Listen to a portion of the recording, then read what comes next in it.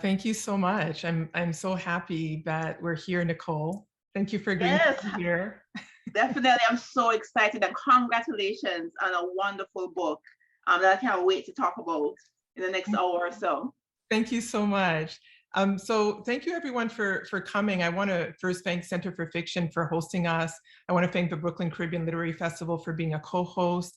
And I'm going to start actually by reading from the epigraph to the novel. And then I have a few more thank yous and a dedication before reading a short section from the novel, and then we'll get started in the conversation.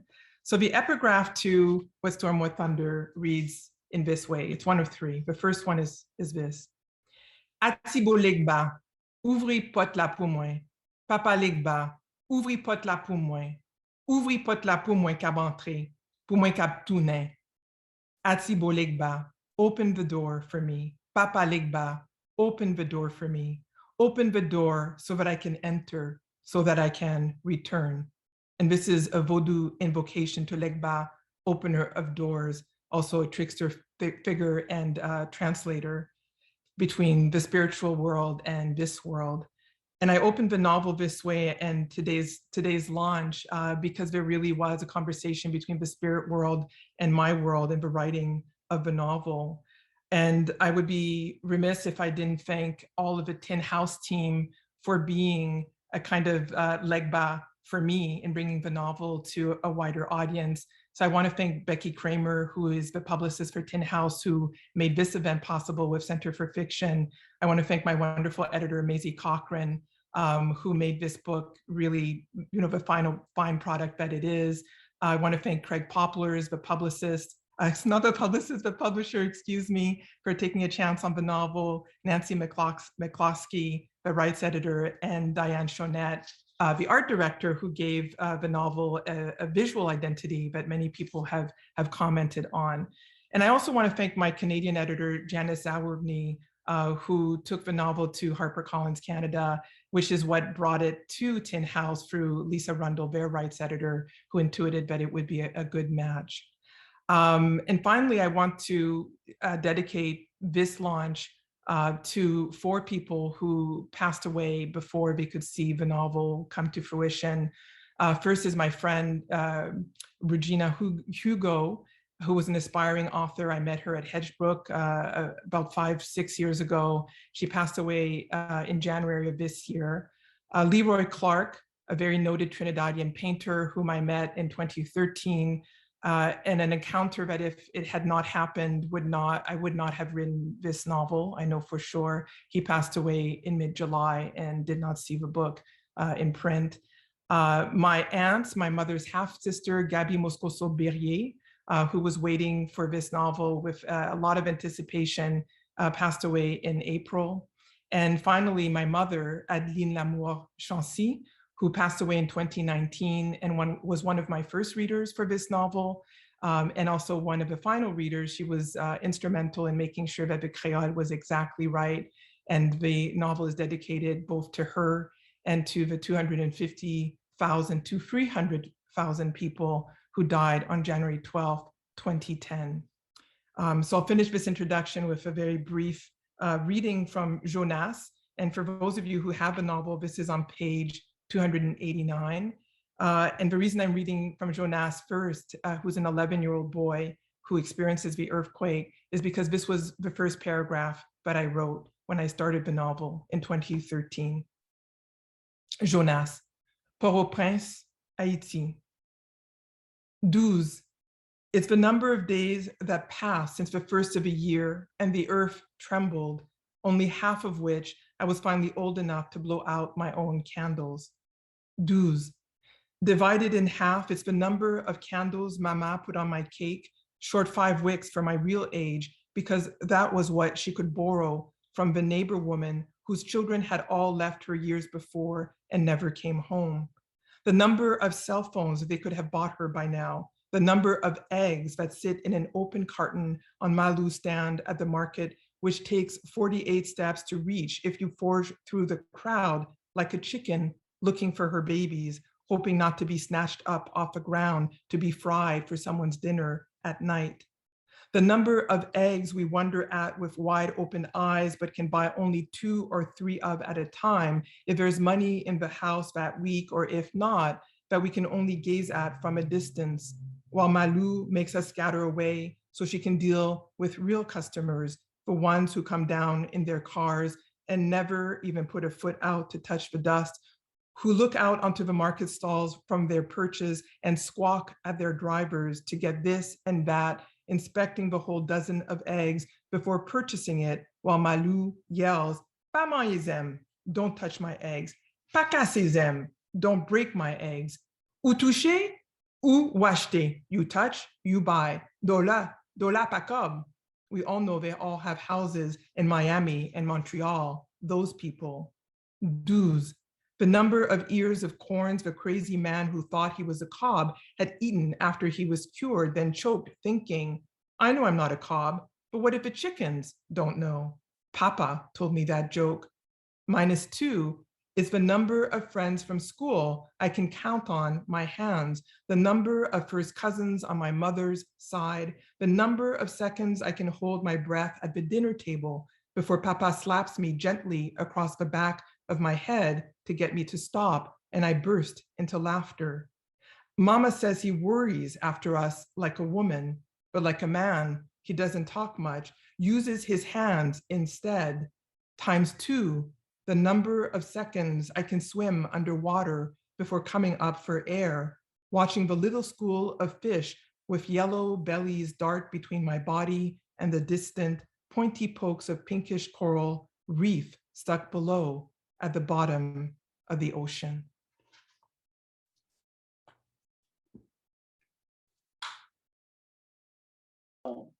That was brilliant, Myriam. Thank you, Nicole. Brilliant, absolutely brilliant. And you know, when I got this book, I could not put it down, honestly. You know, it was a beautiful, well crafted, and I can't wait to talk to you about the characters. I mean, you just read Jonas, who, you know, I feel like he haunts every one of the chapters.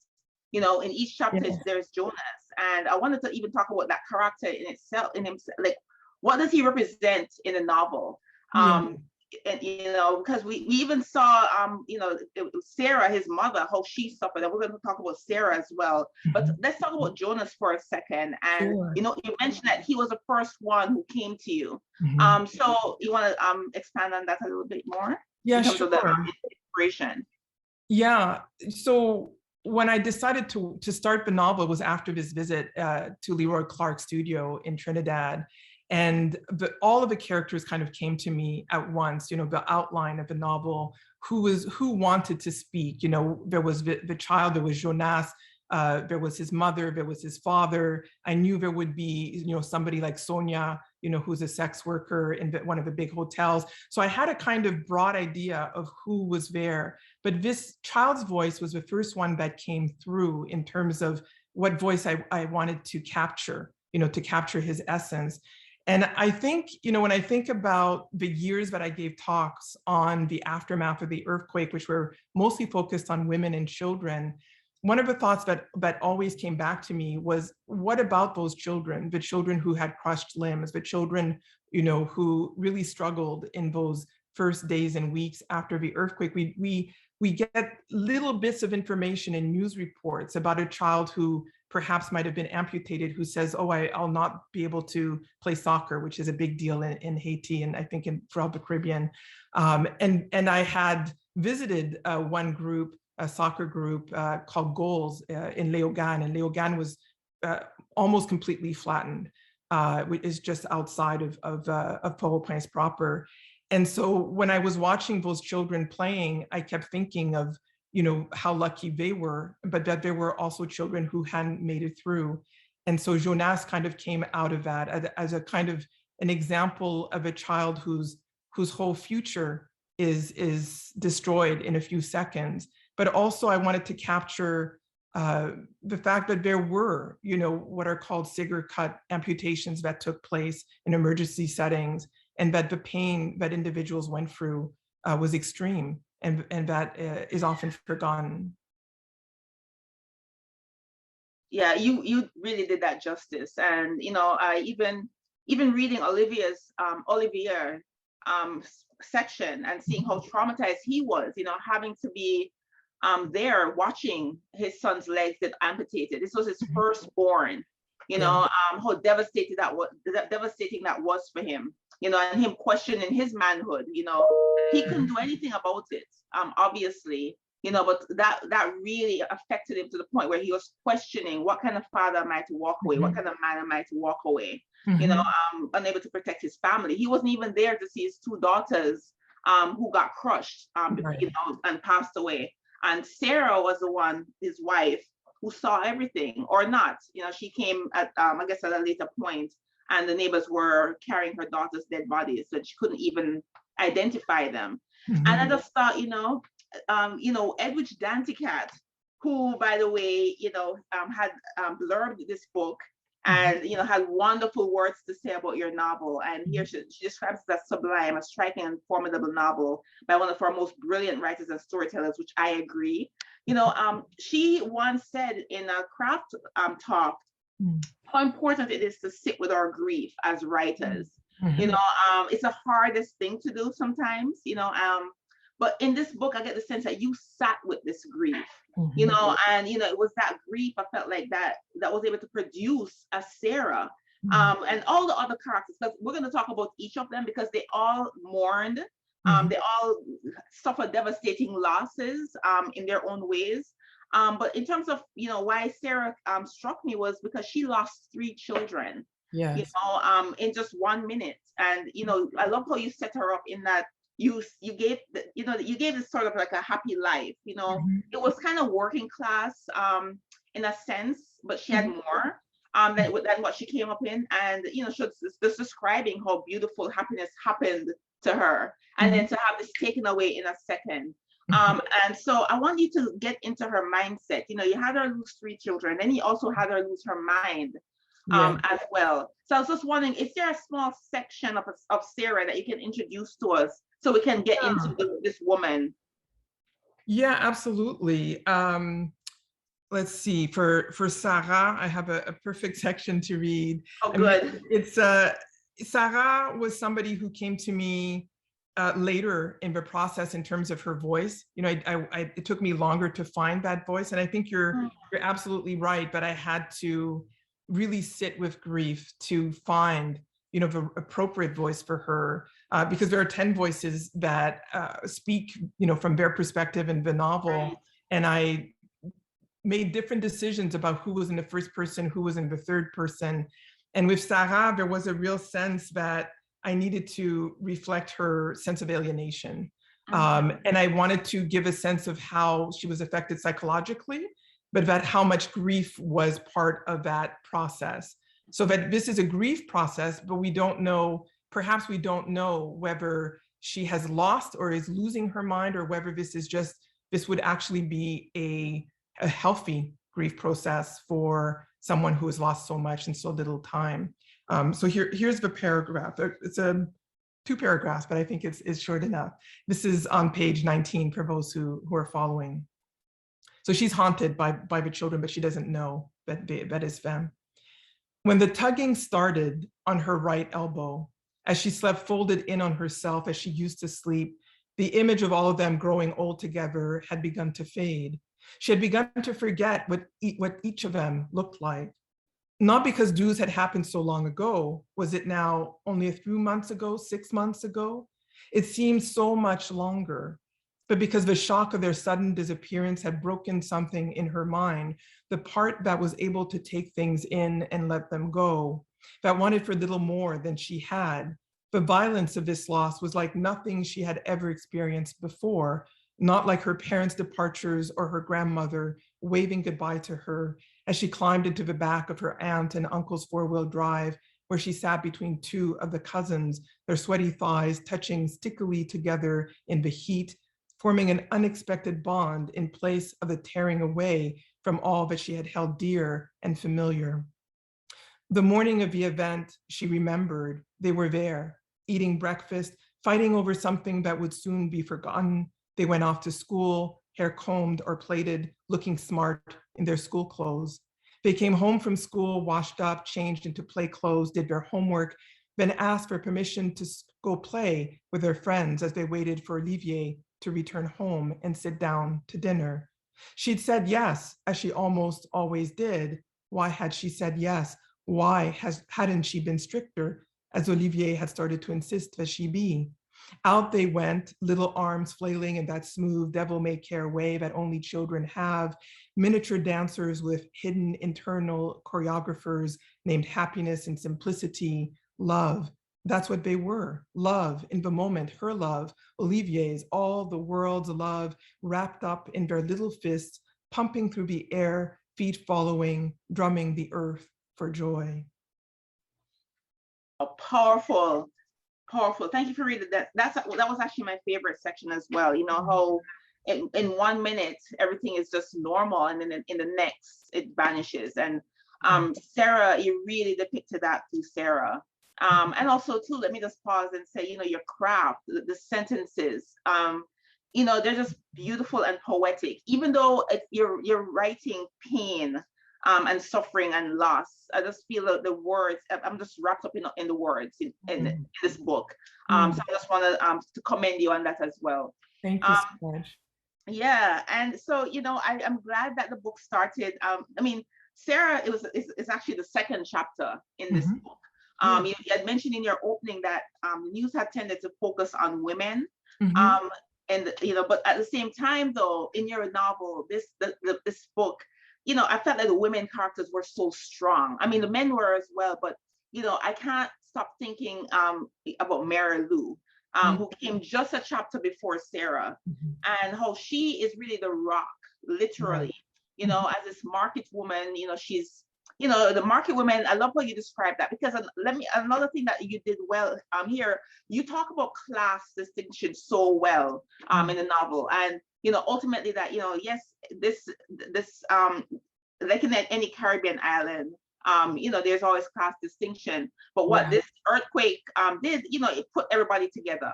You know, there's no distinctions after that. It's just mere survival. But I love how you still outlined, you know, who is who, right? There's Mary Lou, there's her son Richard, I'm not sure how you pronounce his name, and you know, there's also, you know, the Sonias, who we're going to talk about as well, the sex worker.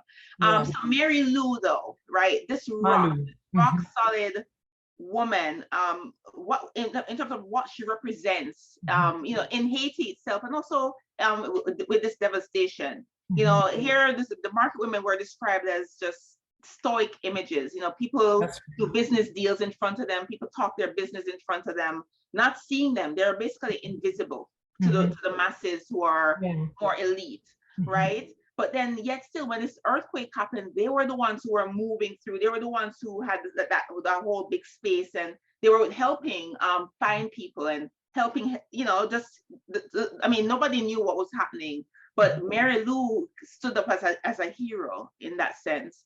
And so her story was so compelling in this book as well. And so I just wanted to talk about Mary Lou. When did she come to you in the succession of the voices that were speaking to you? Yeah, Malou was always there, you know, as a kind of older, wise figure. She's also, in some ways, I invested her in some ways with the memory of my great-grandmother, my mother's grandmother, who was a market woman and was able to sustain, you know, herself, her daughter, and then her daughter's children, which is my mother's generation. There were no men in that household except for the grandchildren who were children, you know. And so I had this example of a, you know, working class family on my mother's side, where it was all women who led the way and who created a better future for themselves. And though I never met my great-grandmother, I knew a lot about her from my mother, and that she was a very, very strong person, very determined individual. And I myself have spoken to market women in Haiti and always find that they know so much about what is happening, not only locally, but globally. I mean, any market woman can explain to you what is happening in global economic terms and how it affects the Caribbean and how it affects their particular place in the market. And it's always struck me as very strange that these women are often utilized, to sort of market either tourism or even with the earthquake, the devastation, because there were so many pictures of women walking through the dust, with huge loads on their heads because they were still carrying on, but no consideration of what these women were thinking, what they were feeling, what they did at the moment of the earthquake, how they might have assisted, and what they observed. And of course, market women are not only invisible in the sense that people talk in front of them, but there are also people that many turn to talk to within the society.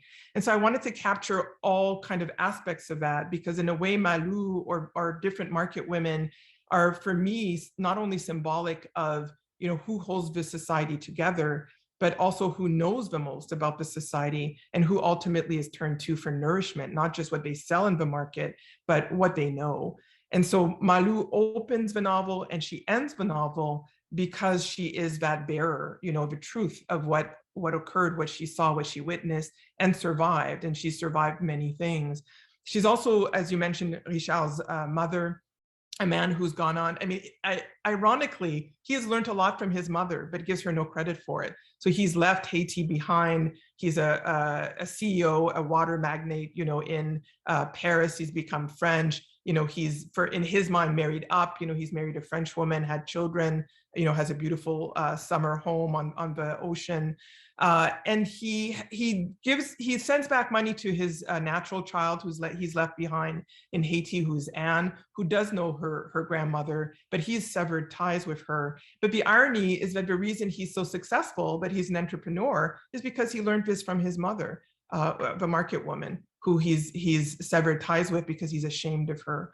And so as you were saying, I really did try to think about class and all of those levels of class working through the novel. And Malou's voice was always very intense. And I had actually more in her voice, and then I just streamlined it so that we had more of a sense of her as guiding the story as opposed to being the story. But yeah. Yeah, when you said just now that Richard, he made a living as an entrepreneur, selling water, of all things, the most necessary thing on earth, and he's selling it. And I had listened to your NPR interview, and you talked about him being a metaphor, really, because here he is, and you want to talk about that, like why? Tell this audience why do you think he's a metaphor? Yeah, because, well, there are two characters who really speak on the issue of capitalism in the Caribbean and in Haiti post-earthquake in particular. One is Richard and the other is Olivier. And you wouldn't have two people more opposite from each other in a sense, right? Where Olivier is an accountant, so he's very interested in money, but he also he made the choice to stay in Haiti because he was very happy in his marriage and didn't have this idea that he should become a huge, like a millionaire the way that Richard or Richard wanted to. And then Richard, on the other hand, is completely invested, right, in the capitalist model, making as much money as possible. And so the reason I think of him as a metaphor is that I think, we're all sold this idea that if we have the right dreams or we position ourselves in the marketplace, that we can become very successful. And so Richard is kind of an emblem of that, but he's also an emblem of, how capitalism has gone maybe off the rails, right? Because he's selling as we see happening all over the world. We see this in India, we see this right here in the United States. Why is it that water is being sold to us, and especially sold back to people where it's being, mined, when it's a natural resource that we've actually all decided, if we look at international law, we've all decided that everyone has the right to water, and yet is being sold and bottled by, soft drink companies. And so why is it that would be something that becomes normal to do? And so Richard is shameless in this way. He is Haitian, but he's invested in this idea of the dream of upward mobility, of making a lot of money, this kind of thing. And interestingly, Olivier is related to an Italian family which owns coffee plantations in Haiti, but he's part of a, of a branch of a family that was not considered legitimate by that plantation owner. And so they were left to be the workers on the plantation. And so he knows this history. And there are moments when he thinks, what would have happened if that plantation owner had legitimized his Haitian offspring? Would he be a millionaire now? But in the end, Olivier is much more interested in being part of the land, where Richard just wants to exploit it. So there are, I think, two poles of this sort of capitalist conundrum. Not to say that there are certain aspects of capitalism that can work, because obviously Olivier, as an accountant, makes a living. He keeps books even for people like Malou, and Sonia, people who are on the fringes of a society. But I think both of them stand as critiques of a capitalist system. And Olivier in particular is critiquing the aid system and all the millions and billions of dollars that went into Haiti after the earthquake and didn't affect the average person's life. Yeah, which, I mean, that in itself is just disturbing to know, watching it happening and knowing what actually happened to it, how majority, went to the government, basically. Actually, no. Actually, most of the money, less than 1% of $13 billion that went into Haiti went through the government. So most of the money actually went through Haiti in a swiveling door. So a kind of nugget way of explaining it, a lot of NGOs set up shop that had never been in Haiti. Let's say to rebuild a small community. But instead of hiring locals to, construct those buildings, let's say little houses, they would bring in people from their own countries, or as happened in the United States, different schools sponsored spring breaks where their students would go in and rebuild, but they wouldn't teach a local person how to build in such a way that that person could then be gainfully employed after. Or the material that was being used, which could have been bought inside Haiti, and this is actually more acute when it came to food staples, they would bring in. So a good example is rice, which we saw happening again in August. Huge amounts of rice being dumped, in the port in Port-au-Prince for distribution after the earthquakes. When rice producers in Haiti actually can produce rice, so in 2010, local producers, when there wasn't yet a chain of aid coming in with foods, said, actually, we can provide the food and we could provide it at a cheaper cost. But instead, they were flooded with things from the outside, which are not as nutritious, which are not, as good for people's health, and it destroys the local market. Yeah. So the money went in, but mostly the people who brought the money in took it out again. And some of it, I have to say, has to do with tax law, especially in the United States, where you have to have a lot of the money go in overhead rather than directly to the people and institutions that you assist. But some of it is just the common practice of how aid works. And this is something that, in a way, I was hoping that Olivier's chapter would help critique that kind of movement. And that's why, he makes a kind of outrageous claim, which is, what would have happened if some small amount of that aid went to every family that had lost somebody in the earthquake. And I did some of the math, right? I tried to do some of the math. My mother was actually an accountant too. So we were playing with the numbers, because there's nearly 9 million people in Haiti, about 3 million were affected in Port-au-Prince, 1.5 million lost homes. And then we know, the death toll. And so his idea is, well, what would happen if those directly affected had been given, X thousands of dollars? Yeah. I think this would have solved the problem. And then we could have organized the society for ourselves, but the money never goes directly to the people who most need it. Yes. And, that was one of the questions I wanted to ask you, like after the questions about the characters and craft, but because, how can we help? What's the best organizations then to donate to, so that the people on the ground gets it? Sure. So on my website since 2010, I have a special section that is on Haiti Relief Fund. So anybody can go to my website, which is myname.com, and find that. And what I've done is listed different size NGOs, from the most grassroots to mid-sized to the largest that we know have very good practices wherever they go or locally in Haiti. So for example, people who prefer to get to very large groups, Doctors Without Borders, without fail, uses almost 100% of their funds wherever they go. Partners in Health, which was founded by Paul Farmer out of Boston, is also very good and trains local physicians and nurses to work throughout Haiti.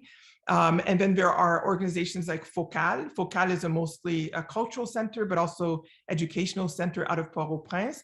But they have also satellite sort of campuses or programs throughout the countryside, the rural areas. So for example, when the earthquake happened in August, they were already set up to distribute funds directly to organizations in the Southern Peninsula that had been affected. And so I think it's worth taking some time to, explore, these larger NGOs, but also smaller ones, to see what they've been doing, what their record might be. The best ones are always very transparent about where the money goes, what they've accomplished. They report back immediately about where the funds go. You want to stay away from very large organizations, which I won't name, but you can sort of Google where did the aid go and find out who they are, where they don't give an accounting, or they make the claim that they're collecting money, but they can't direct it to particular services or particular areas of the world. Those are the ones to be careful of. But grassroots organizations are by far the best because they know the ground, they know where to give, how to give. They're also invested in infrastructure. They're invested in education. They're invested in agriculture. They're invested in women's rights, children's rights. And this is where we need to have donations go so that Haitians can decide for themselves what they're building and how they're building their own society. Yeah, I mean, I completely agree. And I hope Center for Fiction would actually post your website and these organizations so we know, how to disperse it. Pardon? I said that would be great. Oh, yes. Another thing too that I was thinking about, when you mentioned just now in terms of women's rights, and another character that came to me as we were speaking just now is Taffy, who's Sonia's younger sister, and what she experienced in the IDP camp. It was just so heart-wrenching. Here, Sarah, her 3 children were ripped from her, but with Tafia, her innocence, so here she is in this camp, she's still a young teenager, she's still, giggling and free-spirited, and then in a drop of a hat, something happens. And so, I want to actually know, again, get back in your process of writing a Tafia for us. Why was she such an important part of this story? Yeah. Well, so one of the things that I discussed a great deal in the 3 years after the earthquake, the 2010 earthquake, was the extent to which young women, teenagers were targeted for violence in IDP camps. And of course, we know now as well that even the UN personnel that eventually came in to assist were also the perpetrators of some of that violence. And so one of the things that doesn't get discussed well is why that violence occurred, how it occurred.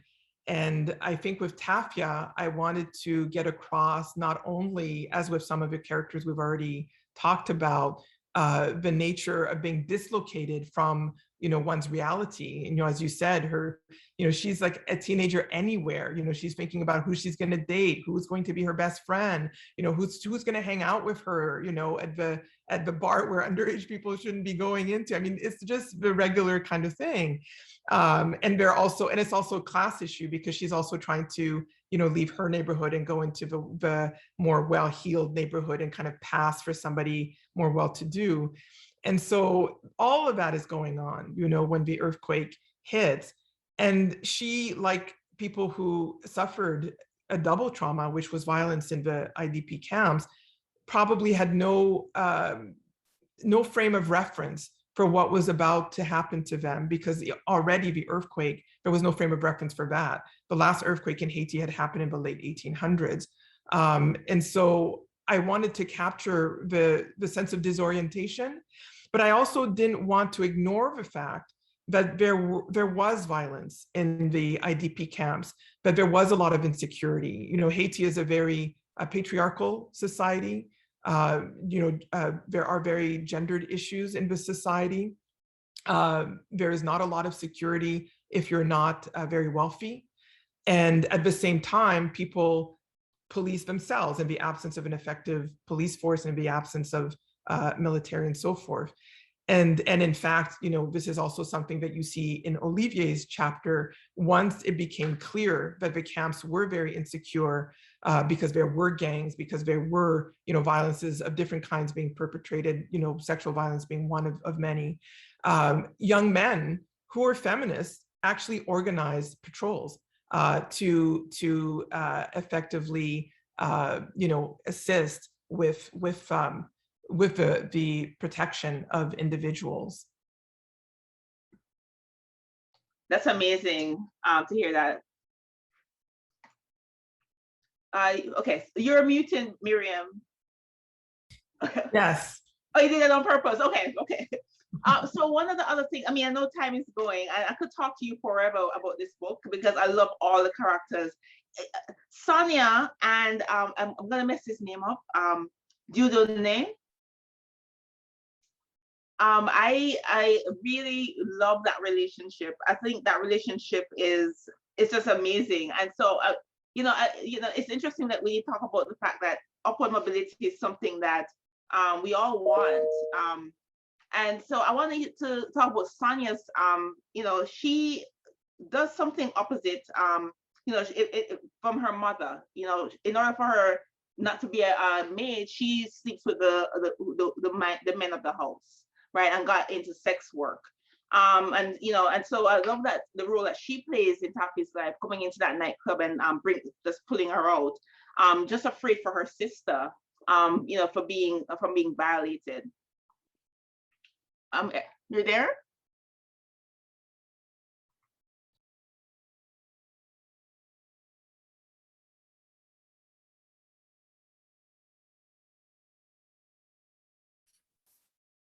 I think Myriam might have dropped off for just a sec. Oh, okay. Oh my goodness. All right. So I guess the questions can roll in as she gets her camera back.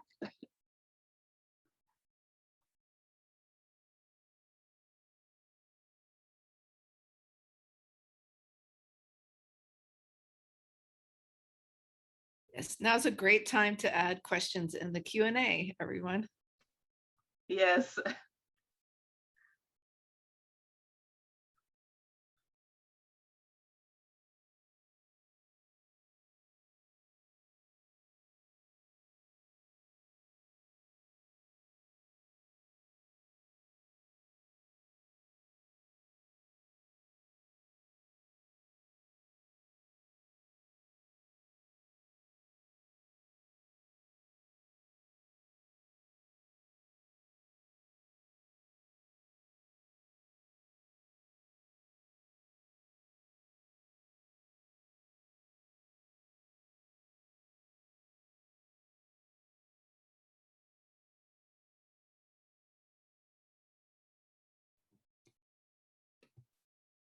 I'll just join you so you're not alone on camera. I was waiting. Thanks, Thanks, Melanie. Sure. Oh, man. Here she is. I was enjoying. Oh, hi, Myriam. Oh, she left again. Oh, hi, Myriam. You're on mute.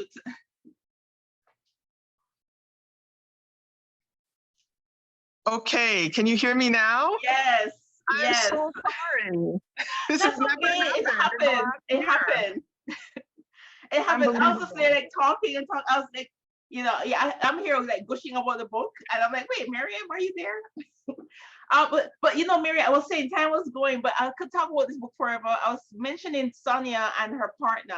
I'm gonna mess his name up. Dieudonné. Dieudonné, yeah. Dieudonné. And I just love that partnership. Every time they enter the page, I think of Beyonce and Jay-Z, in a sense. But I just love the non-sexual relationship, you know, but they're so close, they're so intimate. It's closer than a friendship, but it's not a love relationship in that sense. Right. It's purely platonic. And I just love that you did that. And also both of them being queer, you know, him being she, you know, his person, but they're, you know, they have total complete control. And speaking of upward mobility, how they're also using the system, you know, hanging out at that hotel to get Sonia to seduce the Huzu, you know, so she can make her living and send back to her sister and her mother and her family, who know the kind of woman that she is, but never questions the money. So I just wanted to commend you on that. I love that they're in the book. I don't know, time is, I know the listeners have even more questions, but let me just leave you with one very important question before I turn it over to the listeners.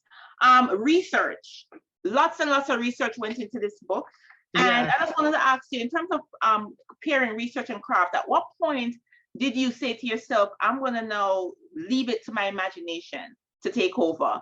I'm going to put research aside, and then I'm just going to you know, do a free-for-all with my own imagination now. At what point did that happen? Well, I think it happened pretty early because it took so long for me to decide to work on the novel that I knew a lot about what was going to happen, or what I felt, you know, were the most important parts of the novel that I needed to discuss. You know, in terms of the earthquake, like what were the different aspects of the earthquake, but I wanted to focus on. And so it really, I felt like I knew so much, right? Because not only did I spend those 3 years giving talks about the earthquake and really, you know, think about all the issues that were taking place on the ground, I really, you know, and I heard a lot from survivors and different people who, you know, had been through the earthquake, about the experience of the earthquake. And so that really, I was saturating in information. And so when I started to write, I had to let go of all of that. I knew enough. And then I went back, you know, to actually think about the writing, you know, the details later on, you know, to make sure that my research was on point, that I had, you know, all the details right. For example, going back to Jonas, even though I knew, and he had always been written as someone who had suffered an amputation, I didn't know as much about the effects of gangrene. And so I actually had to research, how is gangrene treated? How do people die of gangrene after an operation of this kind? And that came very late because I didn't want the voices to, you know, somehow be too laden down with detailed research information. I wanted them to be really free and to speak for themselves. And then, so there was research before that was unintended, but I just knew. And then there was research at the end to make sure that the details work together. Yeah, very good. It worked wonderfully. I thought it was a beautiful balance. So I'm gonna look now for the Q&As. So I could take the first question. Let's see who.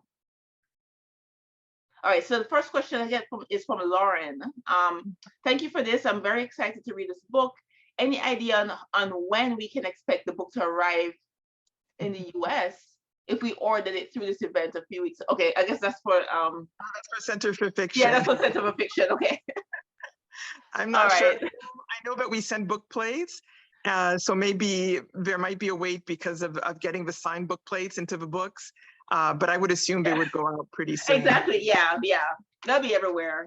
In fact, they'll be at the top of all the lists, all the literary awards and all of that. From your lips to all those. Yeah, it's gonna happen. It's gonna happen. Thank you. I can see it. Yeah, definitely. So I guess while we're waiting to upload questions, I guess I can ask more, Myriam. Sure. So Nicole, is Fiona ask that question? There are some questions in the Q&A. If you click the Q&A at the bottom there, it should pop up. Oh, here it is. Okay, perfect. All right. So Maricel asks, what do you hope your novel accomplishes, or how do you hope it impacts your readers, especially those in the US with very limited knowledge about Haiti? How do you think it pushes against stereotypes of Haiti? Very good question, Maricel. Very good question. Yeah, I think, Myriam? sure. I mean, the objective here was to humanize Haitians for people who tend to think of Haitians in a mass kind of way, and who think about Haitians in a way that is related to misconceptions about Haiti's culture, spirituality, and even its history. And so the novel offers, I think, a great deal of for some people, new perspectives on that history, on Vodou, on the ways in which Haitians rely on one another, in times dire like this one, but also in everyday ways, and the complexities of this society, which is just as complex as American or any other society. So my hope is that this will, through these 10 characters, these 10 voices, that people will get a sort of refreshed sense of Haiti, a humanization of Haitians, and of the situation that they find themselves in. Very good response. Ooh, thank you for that. Sejal is asking, what was the hardest part of writing What Thunder, What Storm? What was the easiest part? Is there any easy part in such a gorgeous, complex novel? Another great question. That's a lovely question. Yes. I started with that invocation to Legba. And so I would say the easiest part was to trust a kind of spiritual process, to trust that the words would come. And I do like poeticisms writing in English. I mean, I think that because English is my second or almost third language, there's a way in which I really, take some liberties with English that I maybe would not take with French, because I think of it as not being my own language. So I make some inversions and some, create some similes or metaphors that maybe are unexpected.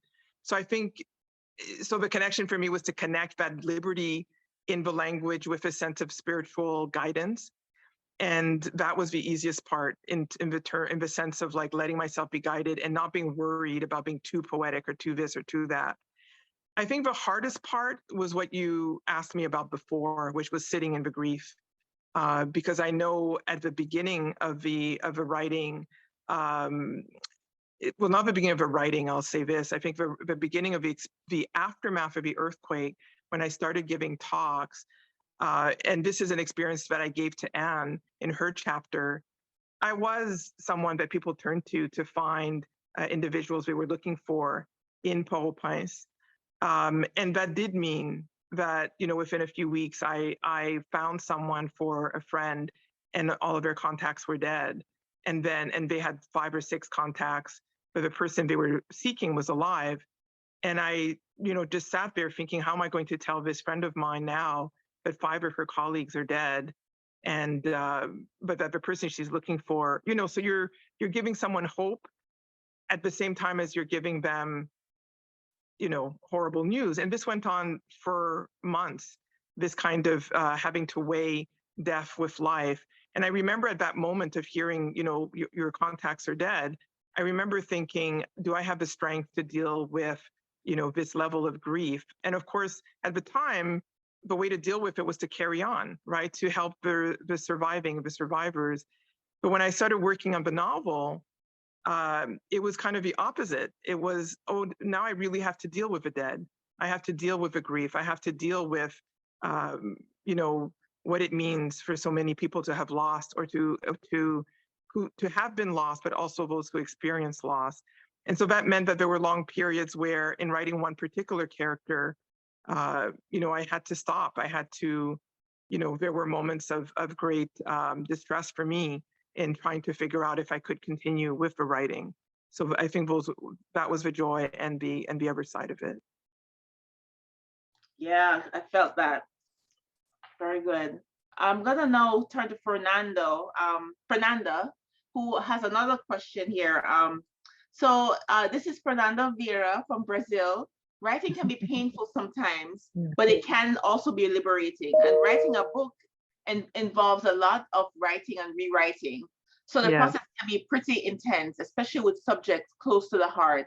I was wondering, how was the process of writing What Thunder, What Storm for you? Very good question. Yeah, it's a great question. I mean, I suppose it's connected to the last question about grief.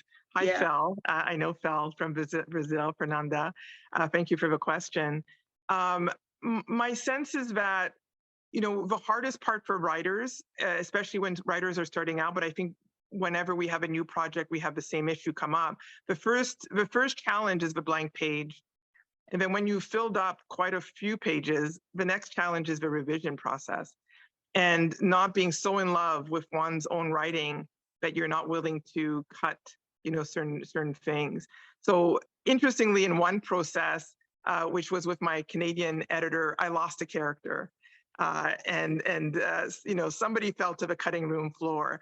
And I remember the editor saying, "There's nothing wrong with this character, but it just doesn't help the story."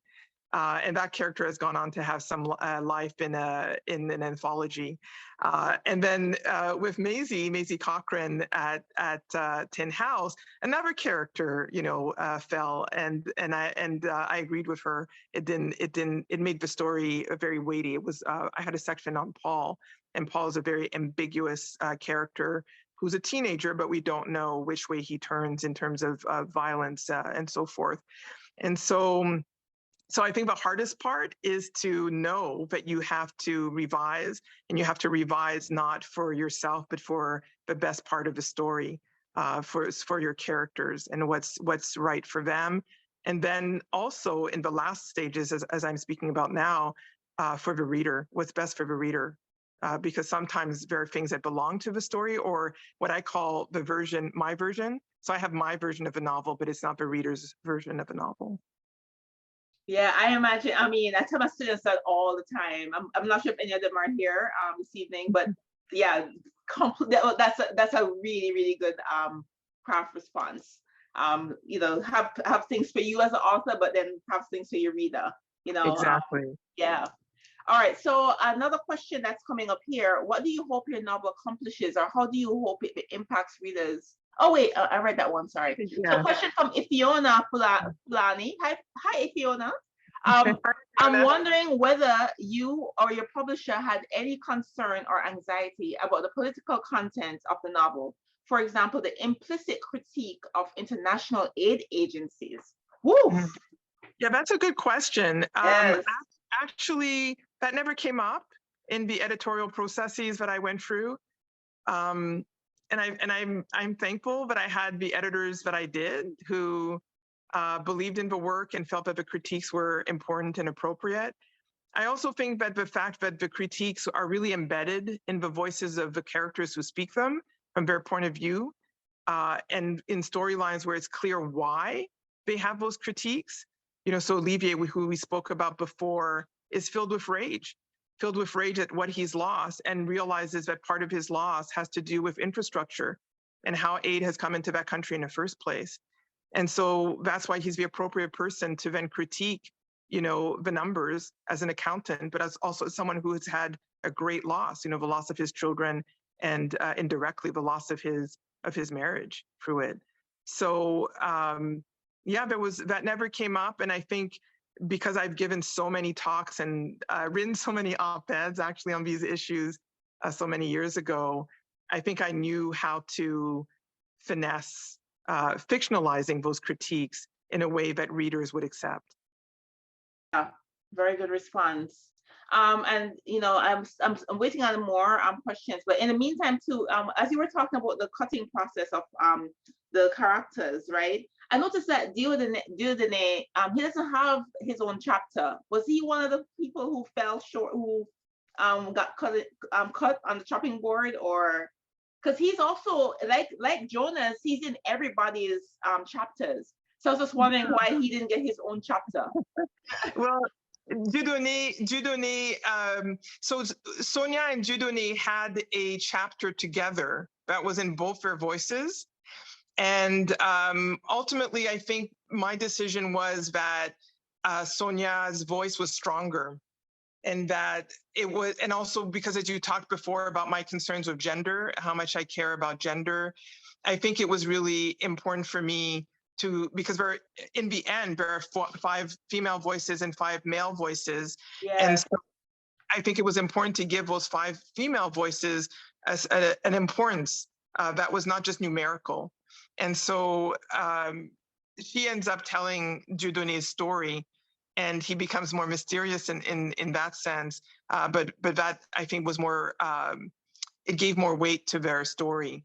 Yes, it did. It did. And I'm so happy that, again, writing the female voices, women's voices, and we had a brief conversation even about not only about gender, but sexuality as well. I just love that, it's unapologetic in a sense. Even Sonia, yes, she sells herself, but just the way how she talks about it, I know I'm a marked woman. I think that was a line. I hope I'm not misquoting, but one of those things where she knows the community is talking, but she knows what she's doing, without shame, saying that this is the only way I know how to get by.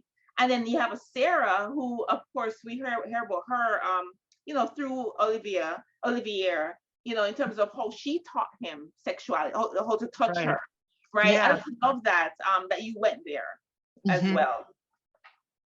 Would you like me to read a little bit from that section? Oh, yes, definitely. I'm trying to find my place in it here. Let's see. So Olivier, I had a little blurb that I could offer. This is on page 236 to 237, just a little paragraph, and it speaks to what you're talking about. He says, when I met Sarah, I thought I'd be teaching her everything. I'd been Logba. I spoke English practically like a native. She was a country mouse, looked it, acted it. I thought I was grown when I met her, full of myself. I was a boy, damaging to women, everyone, everything, violent with my disregard. Sarah quieted me down, made a man of me. She taught me to stop dicking around, to get serious, not mess things up by not talking to her, plotting in private about things that would change her life, our life, to figure out how a woman's body worked, to love every inch of her, not just dig for my own pleasure. She taught me to think of her sex enfolding mine as a flowering, me, the fleshy part of a muscle, encased in a shell that opened and closed only when water moved through and over it, oceanic. So I think he's changed by Sarah as a man. His masculinity changes. And then, interestingly, there's also a character like Loco, who ends up taking care of Sarah in the camp. He's the rainwater collector man. Yes. And he's a very soft figure. So there are examples in the novel of other kinds of masculinities, not just, the oppressive masculinity that Tapia has to contend with. Yes, I thought that was so refreshing that you did that. That was one of the most refreshing things in the book as well. And it was just so endearing how Loco thinks Sarah is his long lost daughter. Yes. Yeah, beautiful. So let me see. So I'm not seeing any more questions just now. So I guess, okay, so they're saying we could wrap up if we don't have any more questions. But I thought this is a wonderful, wonderful book. And please, if you're listening, buy this book. It's an important read. I think you'd not regret this. And also, shout it out online. Because I think everybody needs to get a copy of this wonderful book, Myriam. Thank you so much for writing it. Thank you so much for being here and conversing with me about it. And I'm so happy that you enjoyed it, reading it. And I hope everyone here enjoys it. And, the beautiful cover again by Diane Chanette. And, and thank you for everybody who came, and also anyone who's been posting about it or who has read it. And those of you who have not read it, I hope that you'll enjoy it and tell people about it. And I guess enjoy is not the word, but I hope that you'll enjoy the writing, but also learn a lot about what the earthquake situation was like. And also, remember that we just went through an earthquake that might not seem as important because the death toll was not as high, but over 2,200 people died in August in the Southern Peninsula and Haiti.